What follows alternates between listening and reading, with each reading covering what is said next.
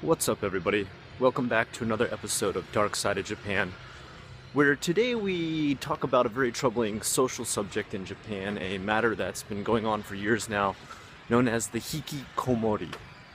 Now, first I want to just start out by breaking down exactly what that word means, because when people look at the kanji, if they've studied any bit of kanji, they're a little bit confused because it doesn't literally translate into shut-in or hermit, which someone may call the same type of person in a Western sense, a shut-in or a hermit, or someone who has agoraphobia, a fear of the outside world, and does not leave their house. The word hikikomori and the kanji associated with it literally translates to someone who pulls in, to pull in from the world. In a sense that they don't only just not leave their house, but they don't leave the room that they border themselves up into in the house. This makes it even more crucial than someone who's just experiencing agoraphobia or someone who's just experiencing a fear of the outside world but can still talk to family and friends inside their own house. That still has their small fortress of a social circle, a small little community within inside their own little domicile. This is even harder than that for them to experience. They've not just withdrawn from society, they've withdrawn from the nuclear family, they've withdrawn from the closest units of their life, they've even withdrawn from the mother who's given birth to them, or the father that takes care of them, or the siblings that try to be there for them, or possibly don't try to be there for them. The reason for this is they feel, well, multiple reasons that they haven't lived up to society's expectations. And even those expectations of their family.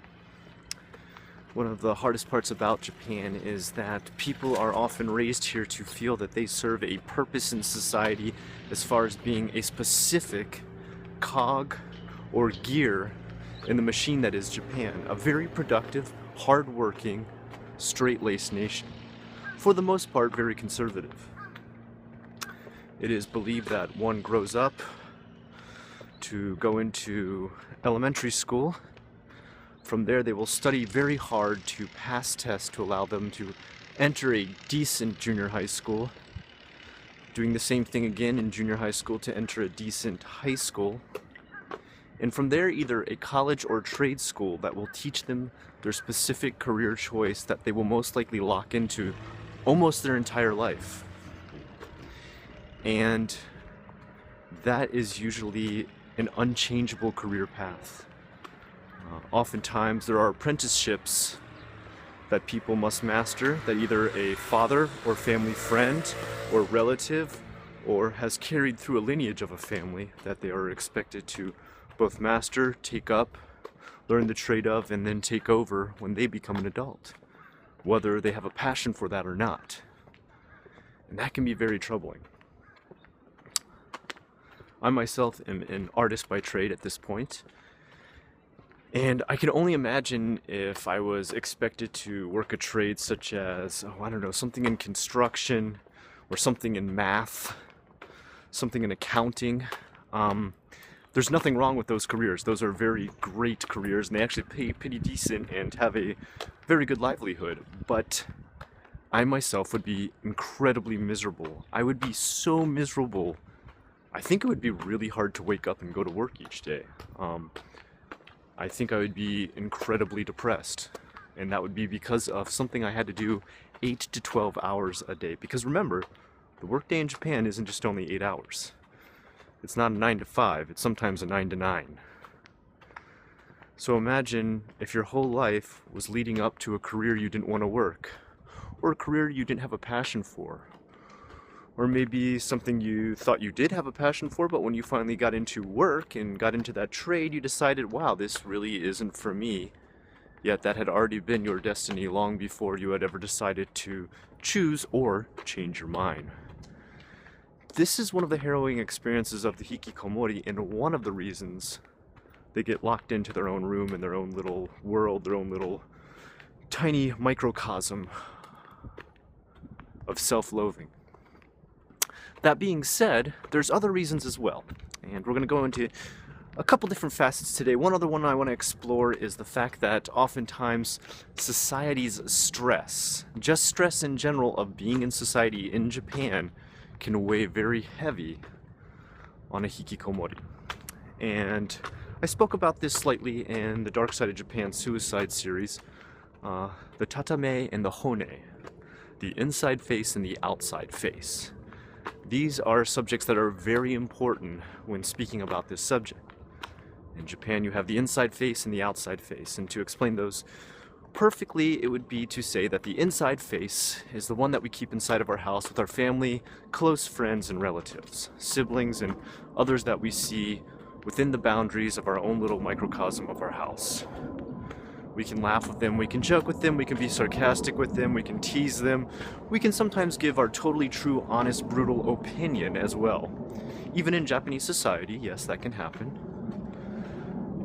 But when we step outside of that house, and this even goes for me too, when we step outside of that house, it is not proper manners to give our most brutally honest thoughts. And in fact, it can end up making you a pariah in your society. Now, this doesn't mean someone always has to give some sort of brutal, sarcastic, caustic, or offensive opinion, but it does mean that they can't always give their most passionate, honest answer. And this can be in other things, not just insulting people or telling someone you're angry. It can be telling someone how you love somebody. It can be telling someone how much you want a certain job. It can be telling someone how much you want to make a giant career change. Even telling someone, like your boss at work, that you want to try and get a raise, or that maybe you want to try a different department within your corporation. It can be having trouble with customer service and wanting something to be fixed, but that you don't get overly angry so you don't end up getting your way, or you end up getting gypped on some sort of service. It can be working in customer service in Japan and getting yelled at by an angry customer and not being able to say, look, this is abuse, I'm not going to take it. Because that's not something that happens in Japan. You apologize and you fix the matter. That's how things work. And yes, that can lead to really great customer service when a mistake has been made, but that can also lead to customers abusing customer service. And let's be honest, almost every job you're going to work, you have customers. I don't care what kind of industry you're in, there's usually something you're selling to someone, whether it be a service or a product or a skill that you can do. And at some point you're going to have interaction with the outside world in order to make that happen, or fellow employees to make that happen. And that being said, another problem within the workplace in Japan is that if there is a way that something is done at a job or a corporation that is unfair, for example, women hitting a glass ceiling when trying to rise up in a corporate industry, it could be the way you are treated at work, or possibly even bullied like people are at schools here in Japan. It could be the amount of work that you're given compared to other people. To speak your mind, to rise up, to fight against this, to let people know how you're truly feeling is really, really looked down upon in Japan. You will become a pariah. One thing I learned very quickly when I started my very first job in Japan is when we would have meetings, I had thought of some more efficient ways in which to teach English, books that I thought I could recommend for teaching English, and different methods for immersion teaching. Instead of just teaching specific sentences that were outdated and no longer used, or parts of the English language that were just too long and strung out, that's where I thought this method would work perfectly fine, and was found shut down quite quickly by the staff. They had said, we have done it this way for 50 years. We've done it this way before you came to Japan, and we will do it this way after you leave Japan, which I've still never left Japan. And that's right there, and then I learned you don't have a say when you work at a Japanese corporation. You are there to do what they already have set in place. You are there to follow the orders they have set in place, and you are there to work the way they want you to work. If you have better ideas, if you have more efficient ideas, if you have ways in which you think it could possibly run smoother, Unless someone specifically comes to you and tells you your job today is to figure out ways to make this run smoother, make me a list, then they do not want to hear it. They do not want to hear about change within the company. They do not want to hear about a better way to do something. And this isn't saying that they necessarily have a bad way. They may have an already very efficient way, or they may have a quote-unquote wa or harmony of the workplace way in which they know has worked very well. And you may not have the background knowledge, which I did not, and know how to make it work as well as it does. So you may be speaking out of turn, but instead of them saying, look, this is why we do it this way, they instead say, it's always been done this way, it will be continuing to do it this way, it is not going to change. And that is something I think some people can find disabling. They can find it make them without passion for their job. It can find them unsettled or feeling as though they can't move forward with the business that they're in. Other things that can happen are people who find they have trouble speaking their true mind to just people in their workplace, as far as making friends or speaking to people in their workplace or outside of the workplace during their casual time, or just hanging out with their friends at a bar or something like that, and can speak their total mind. For example, if you're going through a very rough time in your life and you want to speak to someone at work about you being depressed, maybe you are going through a divorce, maybe you had a death in the family, maybe you're just in a very depressed state, as we all go through hills and valleys in our life. That's a rough situation because it's not something you bring up at work. It's not something you talk about at work. It's considered pretty taboo to start bringing that kind of stuff up. And the reason it is because work is a place to talk about work. Work is a place to do work. And the Japanese are very efficient because of that. They get a lot of work done. And I will say they work a hell of a lot harder than most employees in America. I'm going to be very blunt and very honest about that. And this is how the Japanese truly work. When they come to work, work starts and they work until the day is finished. And bringing anything else into that work other than work is seen as taboo. If you come into work and one of the employees within the job has died, you cannot express your emotion during that day of how upset you might be. You would more so be asked to stay home rather than come at all if you were going to attempt or needed to feel that you had to show emotion while you were there about such a sad situation. So many emotions that you can't let out of your body. You eventually reach a boiling point, and when you reach that boiling point, it explodes into what some would probably diagnose as a nervous breakdown. A nervous breakdown are the type of things that send people locked up in their homes, moving away from a situation suddenly, leaving everyone, packing up everything and suddenly disappearing. Or in Japan, Hikkikomori, because it's kind of difficult to suddenly just pack up and leave, as moving out on your own can be very expensive in Japan.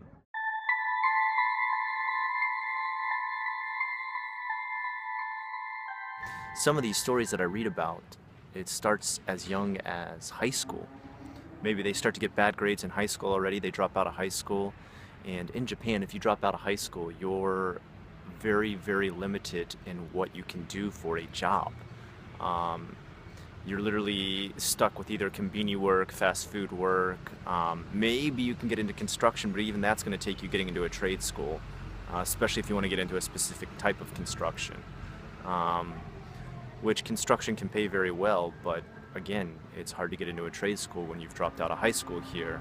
And it's not like the Western world you were used to, where you can just go back and take tests to get back into things, or take a GED like we can in America. It's very different from that. It has a very different system. And so it may start as early as that age. They lock themselves into the room, and when their parents try to get them out of that room, they become very violent. The parents are then worried that they'll not only be violent to them, but they'll be violent with themselves, and so they tend to take a step back and just think, well, maybe we gotta wait for a cooling off, maybe we gotta wait for this to stop for a little bit, and then everything will be all right. But it doesn't become all right.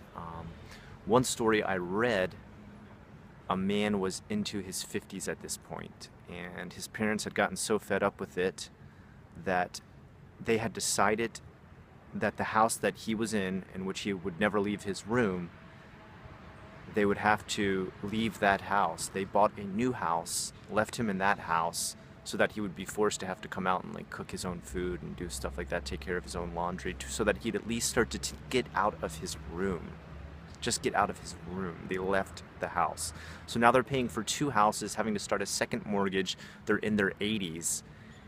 And the man still hasn't left the house. He's left his room, of course. He has to eat. But he still hasn't made his way into the job world, and he's 50 years old. So this can go on and on and on. It's not like something that is just a phase, a teenage phase or something like a lot of people tend to believe.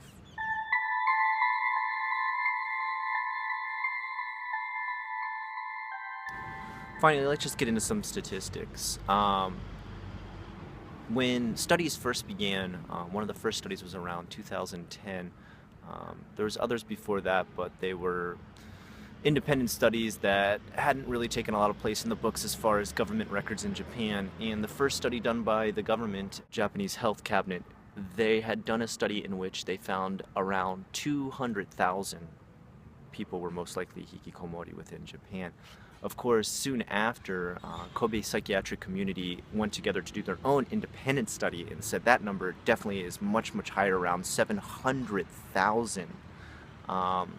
That being said, even they themselves then admitted afterwards, saying, look, it's a problem in which people are actually stuck inside their house. They're not coming out. They're not coming out to fill these surveys. We're getting these answers from their parents, from relatives, from friends. So we're not even truly getting the full measure of how hard this is hitting Japan. 700,000 is an underestimate. Even we are not correct, and definitely the government study was skewed. So that's coming from the Kobe psychiatric community doing an independent study. You really have to wonder how deep it goes.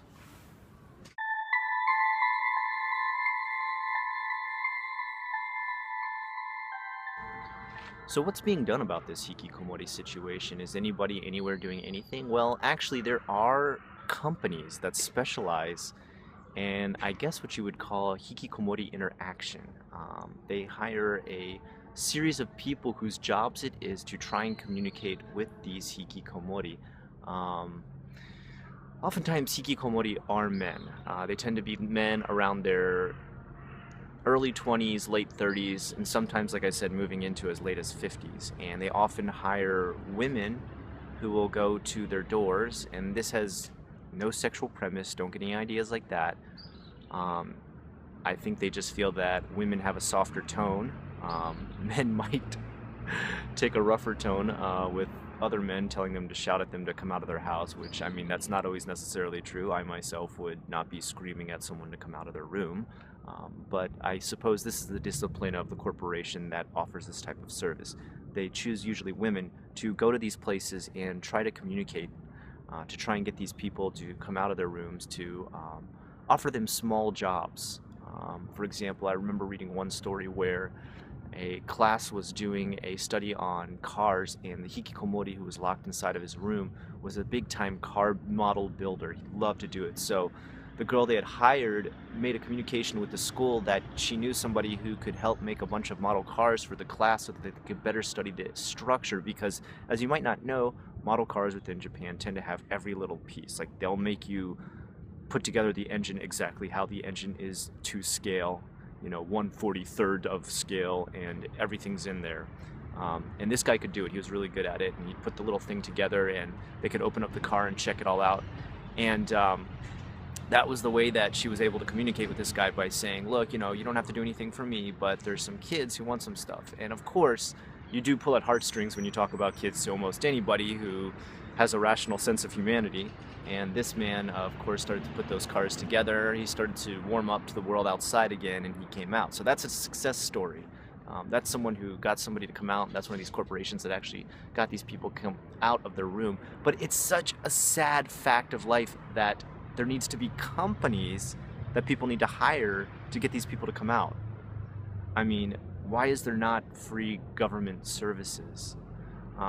Why is there not communication within schools that help parents to even deal with these problems to begin with at home? Why is there not counselors at school who would come to the house to help out? Why is there not counselors that would counsel parents on how to help out this situation? If it's bad enough that an independent study found 700,000 and then themselves admitted that that was probably an underestimate, why is there not more being done? I myself always wish I could do more. Wish I could do more for Japan. It's so easy to talk about the problems. It's so much harder to help them. All talk and no action is worthless unless you get the word out there that causes action, and that's what I'm hoping these videos do. In the future, I don't ever plan to move back to my own country. I do plan to stay in Japan for the rest of my life. I don't have any plans to move back. My dream, one day, would be to start a non-profit organization that helps with all sorts of social problems like this, especially Hikikomori being at the forefront. As of right now, my Japanese skills are about average. They're nothing amazing. I don't speak on a native level. But that doesn't mean I don't know people who can speak on a native level. It doesn't mean I can't organize people who speak on a native level. And it doesn't mean I can't get together a non-profit organization that can help people eventually one day in Japan when my day is not taken up by child rearing and work. And so that is my plan for the future. What do you think could be done to help these people? Have you yourself ever been hikikomori? Have you had friends or family that have been? Have you been shut inside yourself? And if so, what would you do? These are the type of questions that I ask you today at the end of this video, because I think there is something more we can do, not just for this problem in Japan, but worldwide. I think there are solutions out there. I think there are ways to communicate with these people, because a lot of these people have communication and access via only the internet, and that's what we're on right now. That's what we're communicating with right now. That's what I'm doing here on YouTube, is using the internet to communicate. And if you yourself are hikikomori, what is it that's keeping you inside? Communicate with us on here. Let us know. Let us know what scares you about going outside. What scared you in the past if you broke out of the hikikomori situation? How did you help friends and family get out of that situation? I'd really like to start a discussion here, because that's the first step in helping any social problem, is starting a discussion. Until next time, this is Dark Side of Japan, Hikikomori. I'm unrested. Please join me again.